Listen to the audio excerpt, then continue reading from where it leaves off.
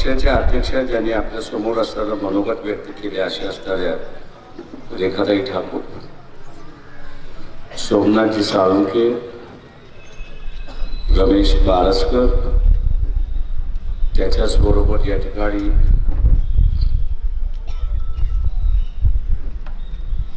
उपस्थित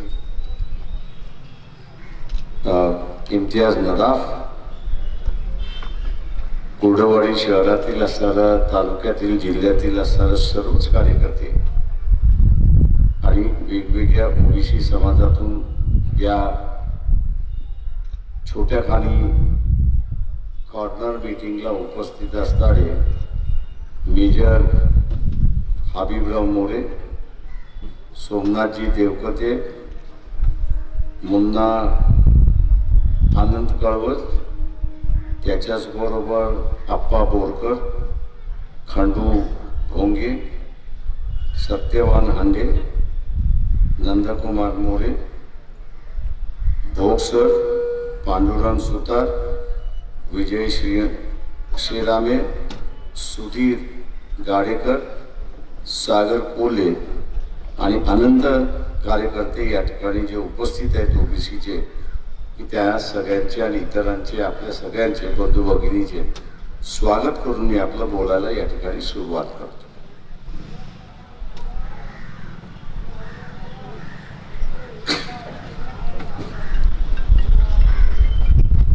ओबीसीचं आरक्षण हा ज्यावेळेस देण्याचा निर्णय आला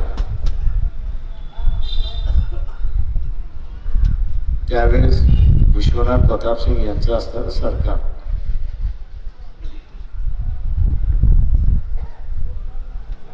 सरकार आपलं फार दिवस टिकणार नाही आणि ओबीसीना दिलेलं असणारं कमिटमेंट आपण त्या ठिकाणी पाळलं पाहिजे, या दृष्टीने पावलं उचलायला सरकारकडे आम्ही असणारं भूमिका मांडली की SC ST यांचं असणारं संविधानिक आरक्षण आहे, तशा रीतीने ओबीसीचं सुद्धा संविधानिक आरक्षण झालं पाहिजे.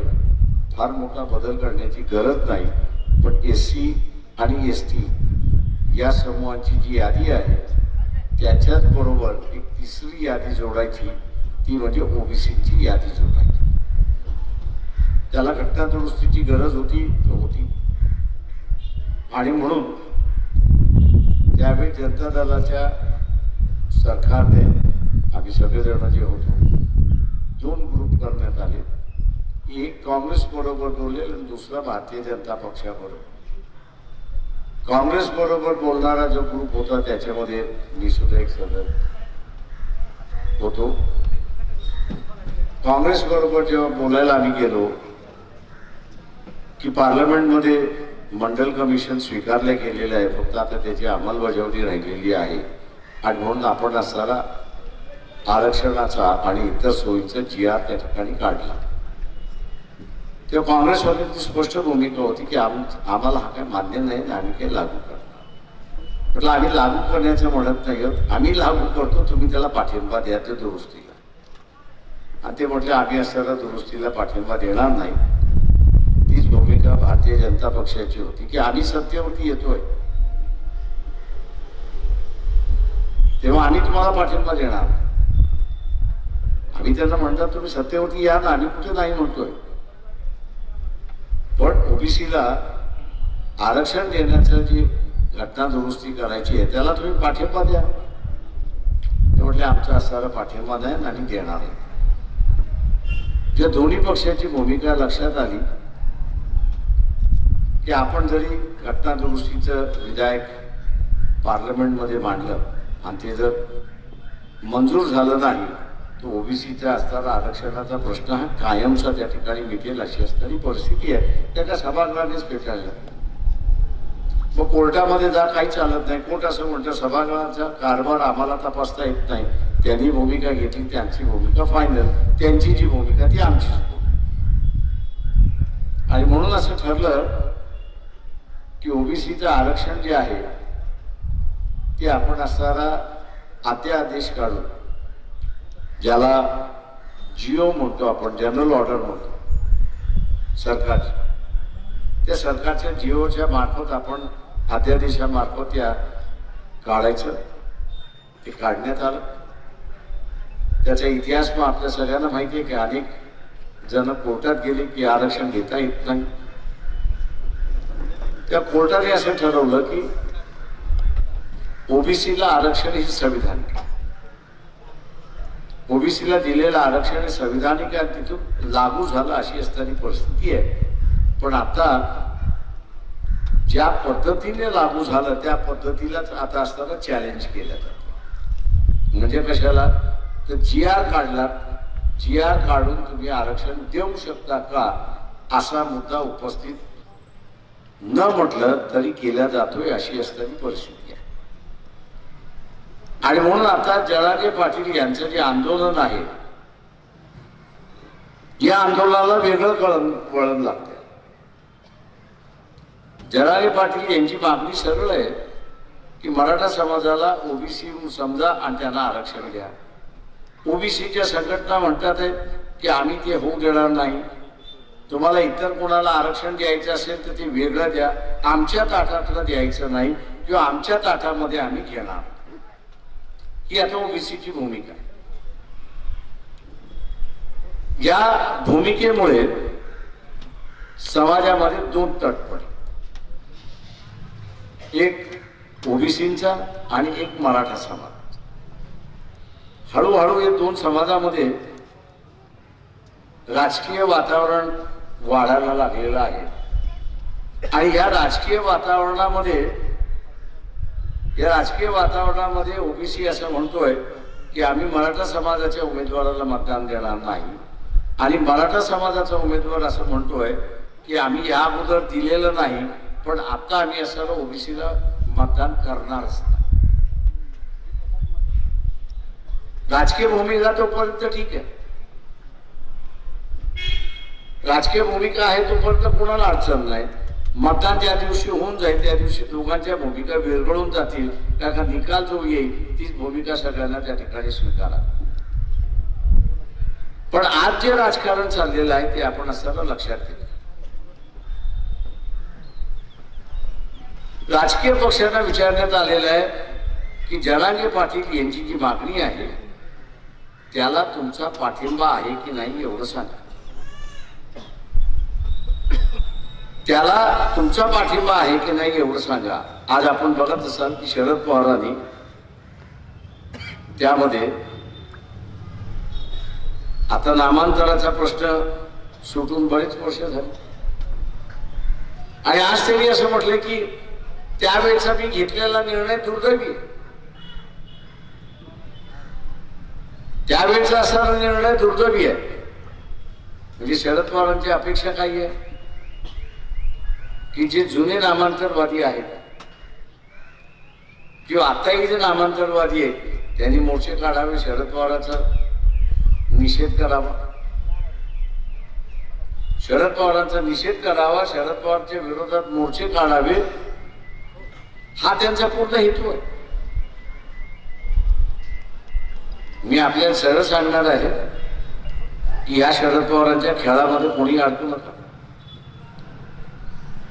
कुठल्या तरी चौकामध्ये उभे राहा, निषेध झाला म्हणून निषेध करा, आता प्रश्न तिथे संपला.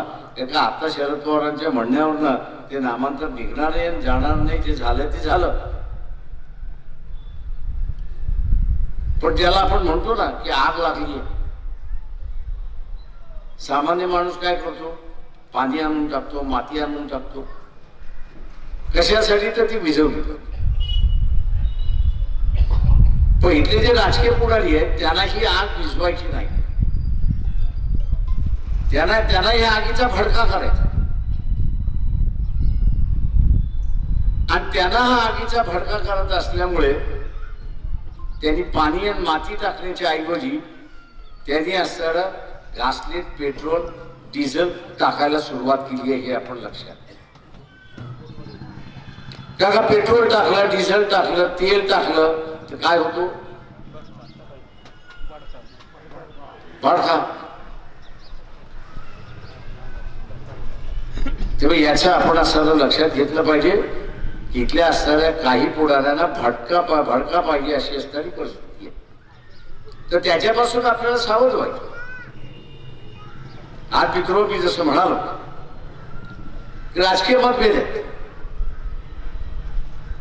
हे राजकीय मतभेद ज्या दिवशी मतदान टाकलं त्या दिवशी ते मत आपलं विरघळून जात, ती शिल्लक राहत.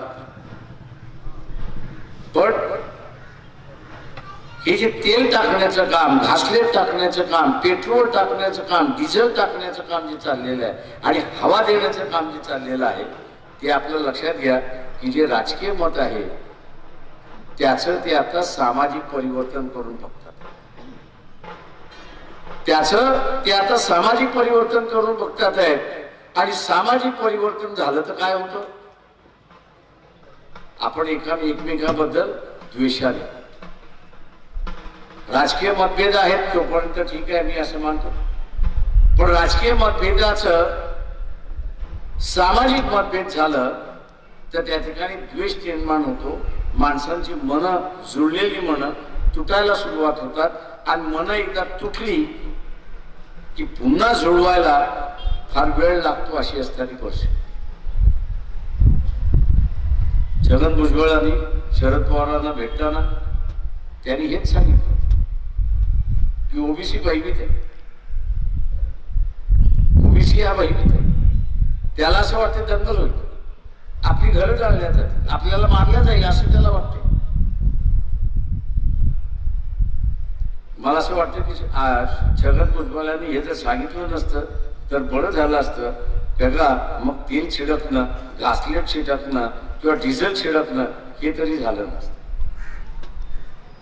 इथे समाज शांततेमध्ये जगावा याच्यापेक्षा काही पुढाऱ्यांचा समाज हा जळत कसा राहील असाच प्रयत्न त्या ठिकाणी केला. आणि म्हणून जे विधान आलेलं आहे की 225 समाजाचे आमदार निवडून आले पाहिजे, याच्या पाठीमागे फार मोठं राजकारण. ते राजकारण काही आहे तर मी मगाशी म्हटलं की आरक्षण जे आहे ते GR मार्फत आलेलं आहे. सुप्रीम कोर्टामध्ये गेलं नाही असं नाही, पण सुप्रीम कोर्टाने एकच मुद्दा विरोधकांनी धरला की आरक्षण देता येणार नाही. त्याच्यावरती सुप्रीम कोर्टाने निर्णय दिला की ओबीसीला आरक्षण देण्याची तरतूद घटनेमध्ये आहे आणि त्याच्यामुळे दिलेलं आरक्षण हे घटनेशीर आहे असा निर्णय दिला. पण त्याच्यातला कळीचा मुद्दा जो आहे तो कळीचा मुद्दा आपण सर्व लक्षात घ्या. आणि तो म्हणजे GR मार्फत देता येतो का, आदेशामार्फत देता येतो का? उद्या कोणी महाभाग सुप्रीम कोर्टामध्ये आपण बघत असाल जस्टिस खानविलकर असताना की नगरपालिका, महानगरपालिका, ग्रामपंचायत अमुक ठिकाणी तमुक ठिकाणी आपण जे आरक्षण देतोय याची संख्या माहिती नाही कोणाला, ओबीसीची संख्या किती आहे माहित नाही. आणि म्हणून ते अंमल करणं गैर आहे. त्यांनी स्टे ऑर्डर दिला. 5 वर्ष तो स्टे ऑर्डर चालला आणि 5 वर्षामध्ये 3दा निवडणुका झाल्या आणि त्या 3दा निवडणुकीमध्ये ओबीसीचं आरक्षण राहिलं नाही. आजही ओबीसीचा राजकीय आरक्षण संपलेलं आहे हे आपण लक्षात. आजही संपलेलं आहे. शिल्लक कुठलं राहिलेलं आहे तर 2 राहिलेले आहेत. एक शिक्षणातलं राहिले आणि एक नोकऱ्यातलं राहिले. आता जे चॅलेंज केलं जाते ते शिक्षणातलं आणि नोकऱ्यातलं आरक्षण त्या ठिकाणी चॅलेंज केलं. साधा सोपा मार्ग आहे. आणि म्हणून तिथे आम्ही लिहिलंय की ओबीसीने 100 आमदार यावेळेस निवडून आणले पाहिजे. हा विकल्प त्यांनी केला पाहिजे. तुम्ही कुठच्या पक्षात राहा, तुम्ही कुठल्याही पक्षात राहा, पण आपल्या ज्या पक्षामध्ये आहात त्या पक्षामध्ये मागण्या करा, मारामाऱ्या करा, जे काही करायचं असेल ते करा. आणि त्या पक्षाच्या वाटाघाटीमध्ये ज्या जागा आल्या असेल, मी उदाहरणार्थ देतो की भारतीय जनता पक्षाला असताना 100 जागा त्या वाटाघाटीमध्ये आल्या असतील तर आपण त्या पक्षाच्या कार्यकर्त्या, ओबीसीच्या कार्यकर्त्यांनी सांगितलं पाहिजे की 50% उमेदवारी ही ओबीसीला असली. 50% भांडा तुम्ही तुमच्या पक्षामध्ये. उमेदवारी घ्या, उमेदवार घेतली तरच तुम्ही आमदार व्हाल. उमेदवारी मिळाली नाही तर आमदार कुठून होणार? आणि म्हणून उमेदवारी घ्या. उमेदवारी घेतलं तर जिंकण्याचे चान्सेस असतात. जिंकला तर 100चा आकडा आपल्याला त्या ठिकाणी गाठता येतो. हा 100चा आकडा आणि 225चा असणारा ओबीसीच्या विरोधकांनी दिला. ओबीसीचे विरोधक असं म्हणतात की आम्ही 225 निवडू ना. म्हणजे काय होणार? ओबीसीची मागणी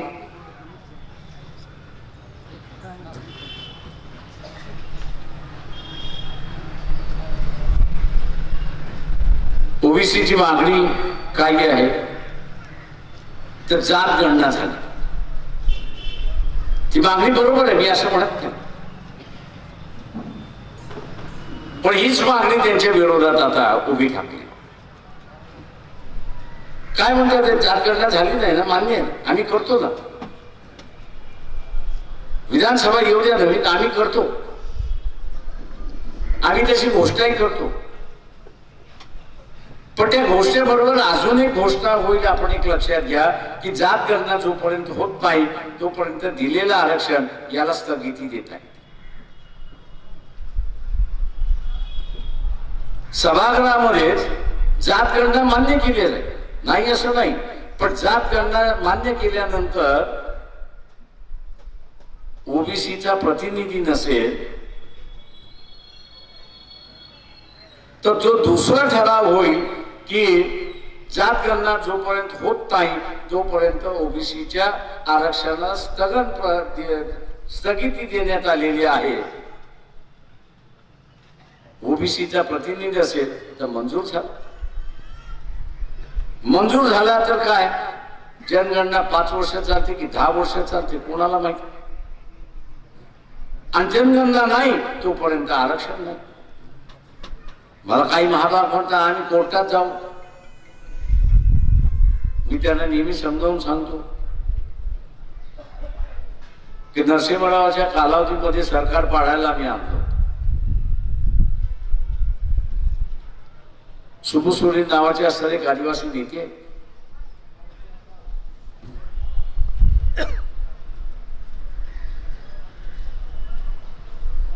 काँग्रेसवाल्यांनी सुबुसुरीला आपल्याकडे करून घेतलं.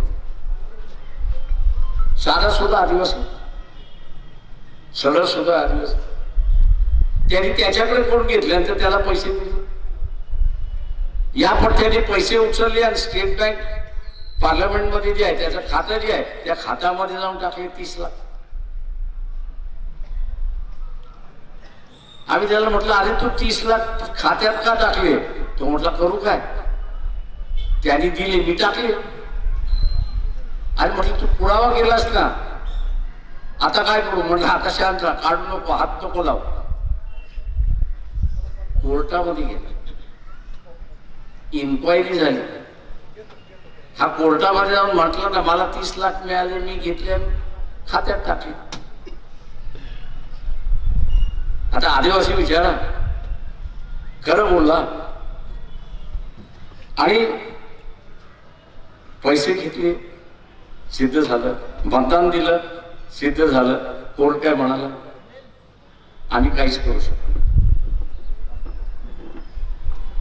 आणि कोर्टानेच उत्तर दिलं की आम्ही काहीच करू शकत नाही. पैसे घेणे आणि मत घेणे, पैसे घेणे आणि मत देणे हे दोन्ही सभागृहामध्ये त्यांनी केलेलं आहे. आणि संविधानाने सभागृहामध्ये जे चालतं त्याच्यावरती कोर्ट भाष्य करू शकत नाही. तेव्हा कोर्ट म्हणतं की हे लाचलुचपत खात्यात बसतं का? तर 100% बसतं. लाचलुचपत खात्यात बसतं का? तर 100% बसतं.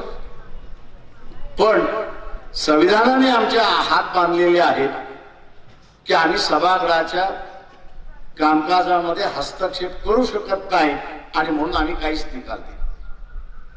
काय झालं? तोही बरी झाला. उद्या सभागृहामध्ये ठराव झाला. काही महाभाग म्हणतात की आपण कोर्टात जाऊ. सभागृहामध्ये ठराव झाला की ओबीसीच्या आरक्षणाला स्थगन द्यायची, कोर्टात जाऊन काय होणार आहे? त्याच सोबीसोडींचा निर्णय जो आहे तो पुढे येईल की सभागृहाचा निर्णय आम्ही काहीच त्या ठिकाणी करू शकत नाही. आणि म्हणून आत्ताच विधानसभेच्या निवडणुका आहे, या विधानसभेच्या निवडणुकीच्या अगोदरच जर इथला ओबीसीने असणारा आपला लढा सुरुवात केला तर अधिक चांगला असं मी त्या ठिकाणी मानतो. हा जो राजकीय लढा आहे, या राजकीय लढ्याचं सामाजिक लढाई करण्याची सुरुवात झाली, सामाजिक लढाईमध्ये परिवर्तन करण्याची सुरुवात आहे. मी आवाहन इथल्या सगळ्या ओबीसीच्या कार्यकर्त्यांना करतोय की आपला राजकीय लढा हा राजकीय लढाच राहिला पाहिजे, तो सामाजिक लढा होता कामा नये, तो द्वेषाचा लढा होता कामा नये, ही आपण असताना दक्षता त्या ठिकाणी बाळगली पाहिजे. ती आपण बाळगली तर शांतता या ठिकाणी नांदणार. दुसरी गोष्ट आपण असताना एक लक्षात घेतली पाहिजे की जरांगे पाटील आणि देवेंद्र फडणवीस यांचं खरं भांडण आहे की खोटं भांडण आहे?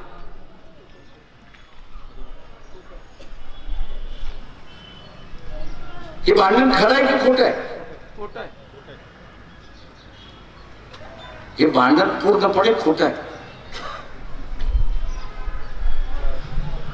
हे भांडण पूर्णपणे खोटं आहे. आपण काय म्हणतो, दुश्मनातला दुश्मन हा माझा मित्र, आपण असं म्हणतो की नाही म्हणतो, पण आपण तपासत नाही की दुश्मनातला दुश्मन हा खऱ्या अर्थाने माझा मित्र व्हायला तयार आहे का? मित्र व्हायचं तयार असेल तर माझी जी भूमिका आहे ती त्याचीच भूमिका झाली पाहिजे. ओबीसीची भूमिका काय आहे? ओबीसीची भूमिका आहे की आमच्या ताटामध्ये आता इतर कोणीच नाही. जरांगे पाटलाच्या मागणीला आमचा असणारा पाठिंबा नाही, आणि जरांगे पाटलाच्या पाठिंबा नसल्यामुळे आता हीच भूमिका देवेंद्र फडणवीसच्या पक्षाची आहे का हा महत्वाचा. देवेंद्र फडणवीस कुठल्या पक्षाचे? भारतीय जनता पक्षाने अजून असताना जरांगे पाटलांना पाठिंबा दिलेला आहे की ओबीसीला पाठिंबा दिलेला आहे? कोणाला पाठिंबा दिलाय? कोणाला पाठिंबा दिला? अजून त्यांनी कोणालाच पाठिंबा दिलेला नाही, आणि ते देतील असे मला वाटत नाही. जसं शरद पवारांनी आपण मराठ्यांचे प्रतिनिधी आहोत असं त्यांनी स्टँड मारून मोकळे झाले. बाळासाहेब थोरात काँग्रेसचे जे आहेत आम्ही मराठ्यांच्या बाजूने आहोत हे ते स्टँड मारून मोकळे झाले. तशाच रीतीने देवेंद्र फडणवीस आणि उद्धव ठाकरे या दोघांनीही आम्ही ब्राह्मण कायस्थ समाजाचे नेते आहोत आणि म्हणून आमचा या प्रश्नाशी संबंध नाही, आमचा या प्रश्नाशी संबंध नाही. नाहीतर त्यांनी असणारा भूमिका घेतली असती. कारण आज पूर्णपणे ओबीसी जो आहे हा एकतर शिवसेनेत आहे किंवा भारतीय जनता पक्षामध्ये, त्या दोन्ही पक्षाने भूमिका घेतली असती ओबीसीच्या बाजूने. पण दुर्दैवाने या दोन्ही पक्षाने ओबीसीची बाजू त्या ठिकाणी घेतलेली नाही आणि घेणारही नाही, की आपण असताना लक्षात घ्या. घेणारही नाहीत अशी असताना लक्षात घ्या. गुजरातची दंगल ज्यावेळेस पेटली त्यावेळेस मुंबईमध्ये सुद्धा दंगल झाली पाहिजे आणि ती दंगल घडवण्यात आली आरक्षणच्या प्रश्नावर. एक बहादर होता, त्यांनी असणारा बाळ ठाकरेचा पुतळाच पळवला आणि बाळ ठाकरेला सांगितलं हिंमत असेल तर माझ्याकडून पुतळा घेऊन. समाजाचं भांडण नाही, तो म्हटलं तुझं माझं भांडण. मध्यस्थी आम्ही लोकांनीच केली, आले म्हटलं सोडून दे, पुतळा नेऊन परत केलं, भांडण मिटलं. सांगण्याचा माझा मुद्दा हा की सेना आणि भारतीय जनता पक्ष ही कधीही आरक्षणाच्या बाजूने नाही, तर ते आरक्षणाचं वाटोळ कसं होईल असंच रीतीने त्या ठिकाणी बघत आहे. वाटोळ होईल कसं असं त्या ठिकाणी बघत आहे. आणि आताच्या परिस्थितीमध्ये ओबीसीला स्वतःचं आरक्षण वाचवायचं असेल तर त्याला स्वतःच्या पायावरती उभं राहावं लागेल. आणि म्हणून मगाशी म्हटलं स्वतःच्या पायावरती उभं राहायचं असेल तर ज्या पक्षामध्ये आहात त्या पक्षामध्ये भांडण करा आणि 50% ओबीसी ना उमेदवारी मिळेल हे आपण असताना बघा. 50% ओबीसी मिळेल उमेदवारी हे मिळेल हे बघा. म्हणजे 100चा आकडा आमदारकीचा आपण गाठतो आणि 100 आकडा आमदारकीचा गाठला की त्या विधानसभेमध्ये ओबीसीच्या आरक्षणाला स्थगन देण्याचा जो ठराव येईल त्याला विरोध करणारा माणूस त्या ठिकाणी असला. आज आहे का तर नाही. लोकसभेच्या निवडणुका झाला एकतरी ओबीसीचा उमेदवार दिला का नाही. म्हणून भांडण आपलं कुठं सुरुवात होतं ह्या पक्षांमध्ये की उमेदवारी मिळवण्यापासून भांडण सुरुवात होतं आणि तिकडेच आपण असं भांडण केलं पाहिजे. माझं आव्हान आपण तिकडनं भांडण सुरुवात केलं पाहिजे की 100 आम्हाला उमेदवारी मिळाली. ज्या दिवशी उमेदवारी मिळाली मी असं म्हणेन त्या दिवशी ओबीसीचं आरक्षण शाबूत झालं. आपल्याला नंतर लढण्याची गरज नाही.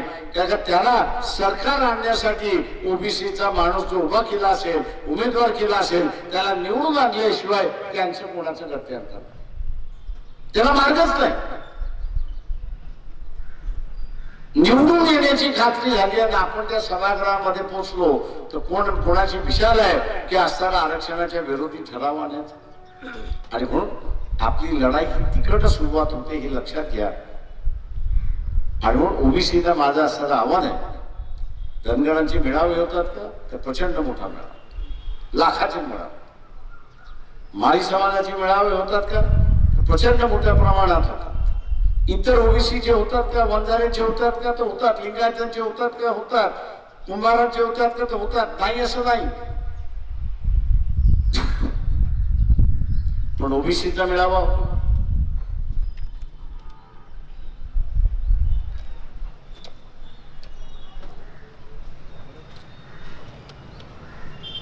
पण ओबीसीचा मेळावा होतो का होतात ना. जेवढी माणसं इथे जमली आहेत तेवढी सुद्धा त्या ओबीसीच्या जमत नाही. एक लक्षात घ्या. माळी म्हणून आपण उभं राहिला, धनगर म्हणून उभं राहिला, लिंगायत म्हणून उभं राहिला, वंजारी म्हणून उभं राहिला, कुंभार म्हणून उभं राहिला, नाभिक म्हणून उभं राहिला तर ती आपली असणारी सामाजिक आयडेंटिटी आहे. ती आपली असणारी सामाजिक आयडेंटिटी आहे.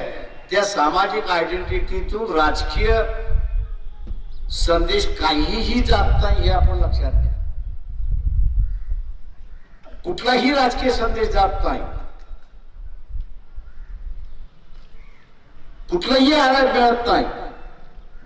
पण ओबीसी म्हणून ज्या दिवशी आपण संघटित व्हाल, ज्या दिवशी संघटित होऊन मी ओबीसी आहे असं आपण म्हणाल त्या दिवशी राजकीय आयडेंटिटी तुमची सुरुवात झाली. आणि या राजकीय आयडेंटिटीला इथले सगळेच जण घाबरतील हे आपण लक्षात. बिहारमध्ये राज्य आलं आपण ओबीसीचं म्हणतो का आलं तर त्यावेळेस कपूर ठाकूरने लोक तिथल्या असणाऱ्या ओबीसीला समजवलं की तुम्ही कुंभार म्हणून येण्याचा अर्थ नाहीये, तुम्ही कुर्मी म्हणून येण्याचा अर्थ नाहीये, तुम्ही आहातच. ते तुमचं कॅरेक्टर बदलणार नाही, त्याच्यामध्ये कसलाही बदल होणार नाही. तुम्हाला नवीन रूप घ्यावं लागेल आणि ते नवीन रूप ओबीसीचं रूप होतं. आणि म्हणून कपूर ठाकूर त्या काळामध्ये सत्ता घेऊन आली अशी असणारी परिस्थिती. 7 ऑगस्टला 7 ऑगस्ट हा कुठला दिवस आहे माहिती आहे आपल्या सगळ्यांना. 7 ऑगस्ट हा दिवस आपल्याला माहिती आहे का महत्वाचा कुठला दिवस आहे.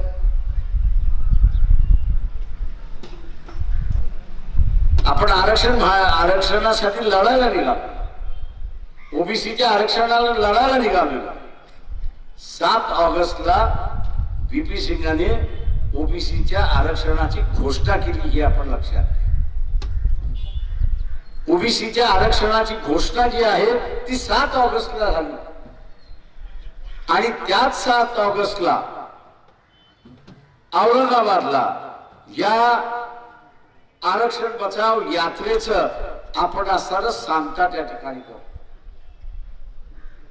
त्याची सांगता करतो. त्याच सांगतेमध्ये आपण सगळेजण सहभागी झाला. इथं फार लांब आहे असं नाहीये. आता असताना टॉप रस्ता झालेला आहे, एक्सप्रेस हायवे झालेला आहे. 2-2.25 तासात औरंगाबाद मध्ये पोहोचतात, 2-2.25 तासामध्ये परत येत आहेत. आणि आपण आता असताना गरीब राहिलेलो नाही आहोत, थोडा बऱ्याच स्थितीत आलेलो आहोत, तेव्हा आपण आपला असताना खर्च त्या ठिकाणी करू शकतो. तेव्हा आपण सगळ्यांनी चंग मानला की हे आरक्षण वाचवायचं आहे, तर आपण 7 तारखेला औरंगाबादला पोहोचवा आणि त्या औरंगाबादच्या सांगता रॅलीतून हे आमचं राजकीय जीवन आता सुरुवात झालं. हा आमचा राजकीय आयडेंटिटी, ओबीसीची राजकीय आयडेंटिटी सुरुवात झाली. हा संदेश आपण द्याल आणि आपल्या गावामध्ये शांतता राखाल ही अपेक्षा बाळगून मी आपली सगळ्यांची रजा घेतो.